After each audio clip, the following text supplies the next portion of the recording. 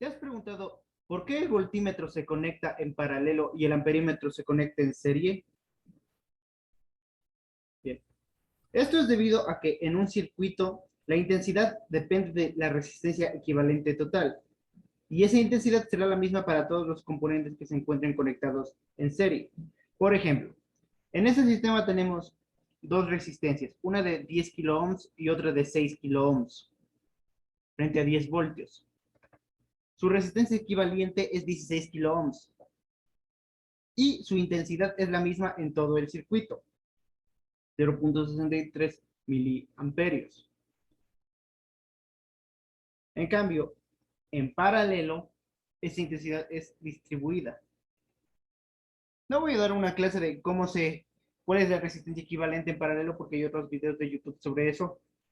Pero en fin, la resistencia equivalente en paralelo es diferente, por lo que la intensidad también es diferente.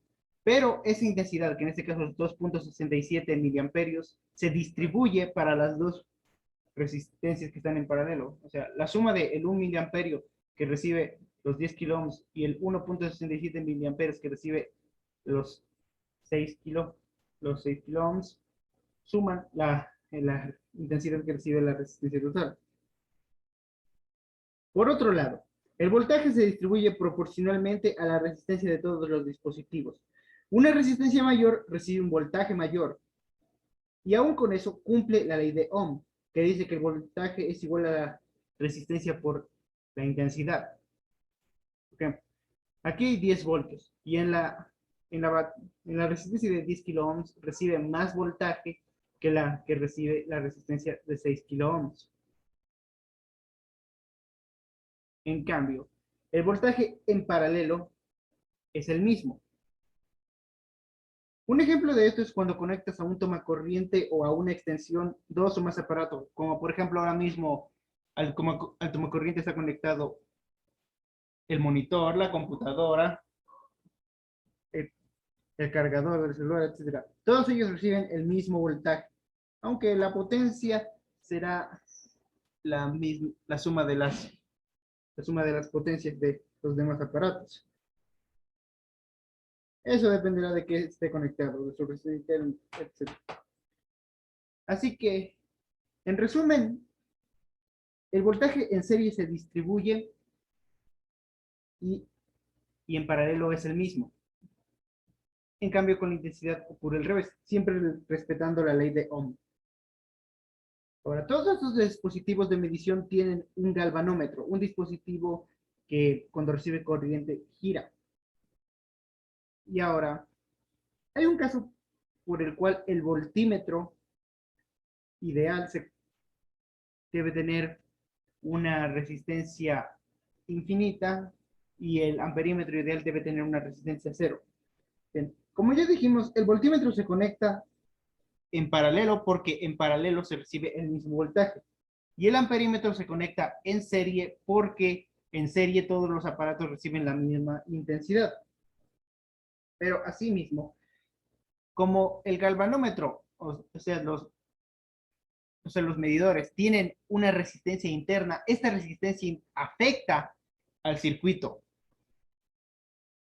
Por ejemplo, si colocas la resistencia en serie, esa resistencia en serie se sumará a la resistencia equivalente y afectará la cantidad de intensidad que recibe.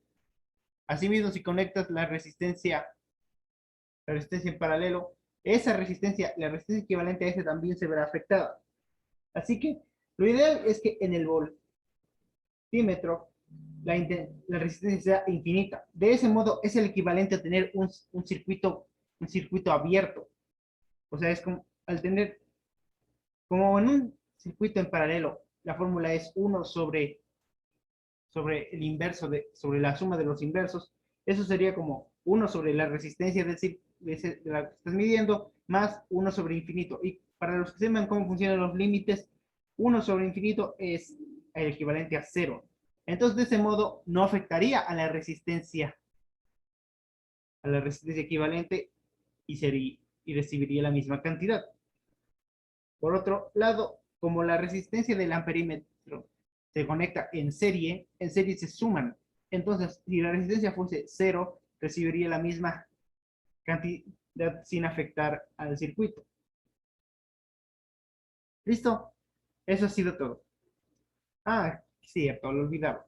Algunos ejemplos, por ejemplo, ya que un voltímetro ideal tiene una resistencia infinita, si lo vemos aquí, recibe, conectado en serie, recibe los 10 voltios directamente, y al ser una resistencia infinita no permite el paso.